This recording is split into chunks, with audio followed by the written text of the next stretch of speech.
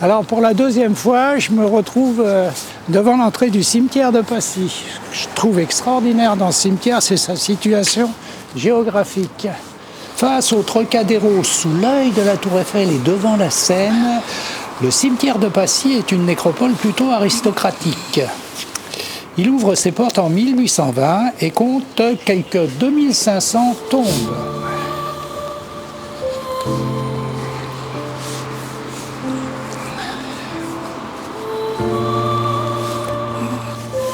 Une guerrière. C'est qui cette guerrière? Il n'y a pas de nom, il n'y a rien.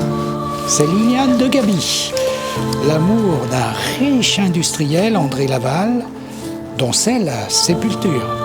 Sous l'œil bienveillant de Rosine Laborde. Rosine Laborde était une cantatrice soprano, a travaillé à l'Opéra de Paris, comédie italienne, opéra comique, née à Paris en 1824, décédée à l'âge de 83 ans.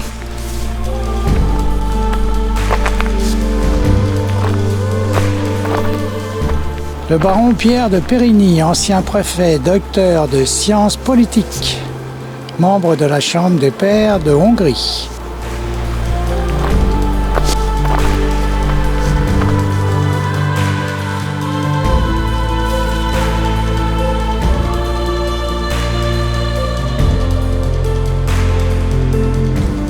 René Lasserre, créateur du restaurant gastronomique du même nom, étoilé au Michelin.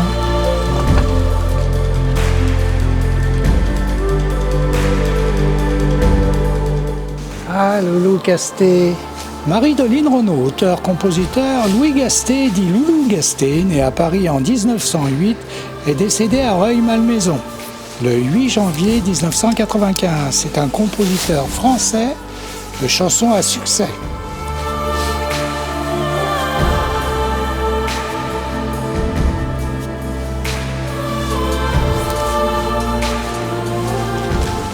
Ah, elle n'est pas entretenue celle-là.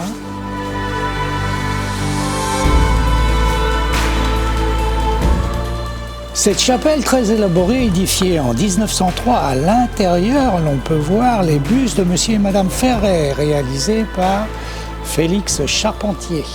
Manuel Diaz, maire de Millau, adjoint de Jacques Chirac, est décédé en 2010 à l'âge de 86 ans. L'homme qui valait 15 milliards.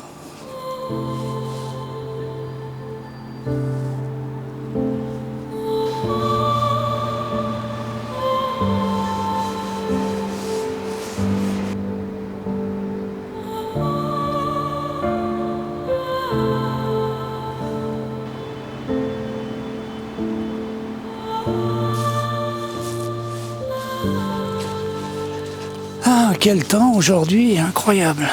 Je crois qu'on va pas tarder de rentrer à la maison. Bon. Qui c'est qu'il nous reste à aller voir?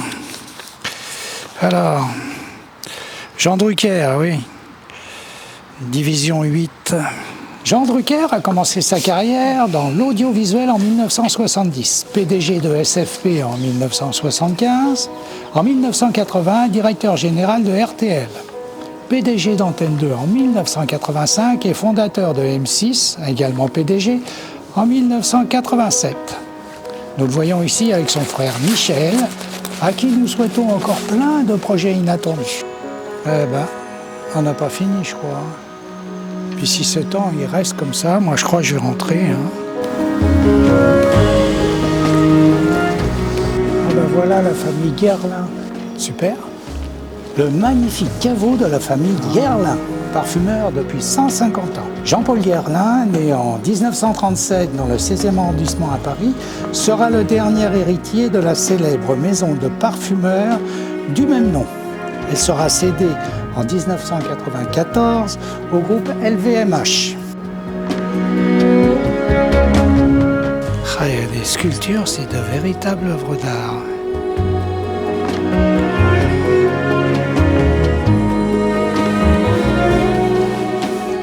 Roland, ça doit être Thierry Roland, je suppose. Thierry José Roland, 1937-2012. Thierry Roland est un journaliste sportif qui a travaillé pour Antenne 2, TF1 et M6. souvent surnommé la voix du football ou la voix de l'équipe de France. Maurice Genevoix est un écrivain et poète français, membre de l'Académie française, inhumé au Panthéon à Paris. Il a eu le prix Goncourt en 1985 avec son roman Rabolio.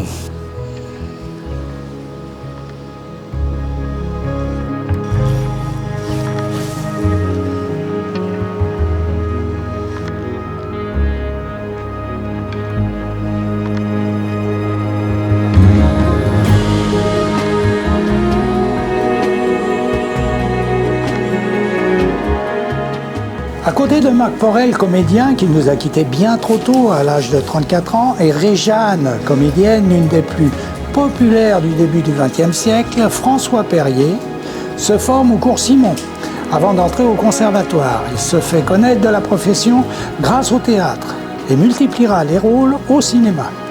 En 65 ans de carrière, il tournera 85 films et séries.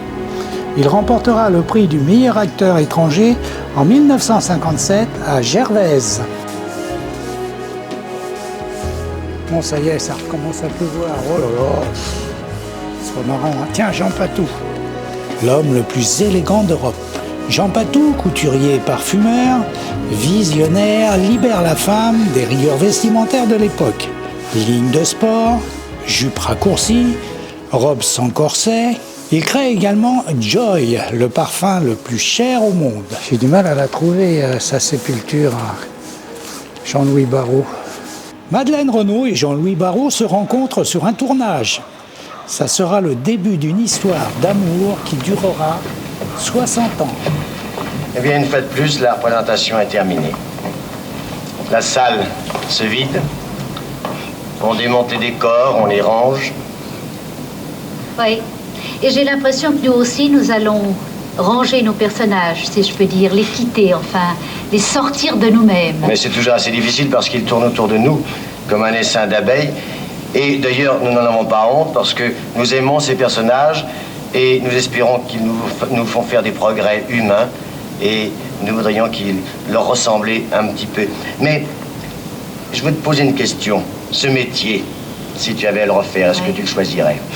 Écoute, en principe, quand une jeune fille vient me demander mon avis, je la supplie de ne pas faire de théâtre. Parce que, non, attends, parce que d'abord, je trouve que c'est un métier un peu absurde dans une profession et un art magnifique.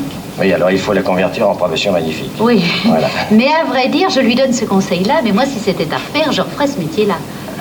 Parce que d'abord, je trouve que c'est la seule profession où on peut vivre plusieurs vies. Et moi, je suis gourmande. Et mon Dieu, il est toujours tellement bon d'oublier sa propre personnalité, sa propre vie et d'épouser celle de ses personnages. Surtout quand on aime les hommes. Eh bien, malheureusement, il va falloir que nous vous quittions.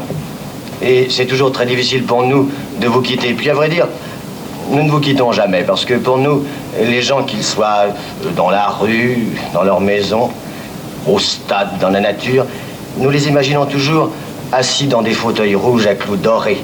Bah, avons-nous tort? Avons-nous raison?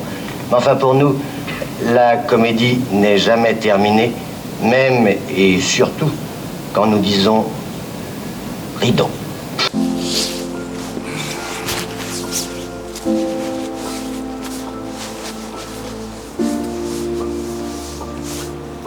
Ah, c'est beau ça.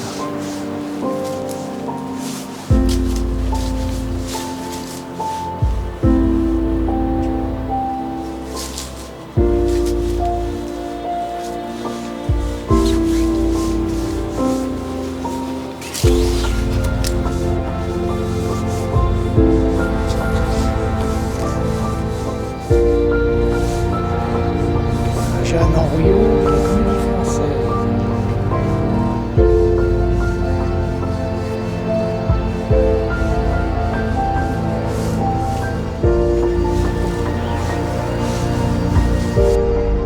Le Trocadéro, la Tour Eiffel et le cimetière de Passy dans un mouchoir de poche. Une situation géographique extraordinaire.